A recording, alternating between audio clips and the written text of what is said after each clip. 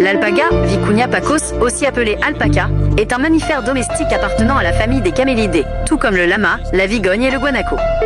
Voici les points clés à retenir. 1. Origine et habitat. Origine. Il est originaire des hauts plateaux de la cordillère des Andes en Amérique du Sud, principalement au Pérou. Domestication.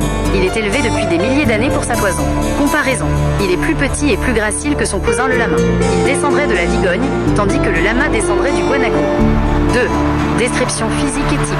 Taille et poids. Il mesure généralement entre 75 cm et 1 mètre au garrot et pèse entre 60 et 80 kg. Apparence. Il a une allure qui rappelle un peu un mouton à long cou, avec un toupet de laine sur le front et des oreilles pointues. Différence avec le lama. L'alpaga est plus petit et est élevé pour sa laine fine, tandis que le lama est plus grand et était traditionnellement utilisé comme animal de bas. Transport de charge. Type.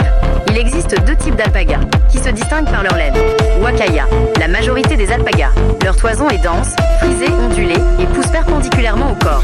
Suri. Leur toison est longue, soyeuse, raide et tombe en mèche, comme des dreadlocks. 3. La laine d'alpaga, c'est la principale raison de son élevage. Elle est très recherchée. Qualité. Elle est reconnue comme l'une des fibres naturelles les plus fines et luxueuses au monde. Propriété. Elle est plus douce, plus chaude, 5 fois plus que la laine de mouton, et plus résistante que la laine de mouton. Elle est aussi hypoallergénique car elle ne contient pas de lanoline. Couleur.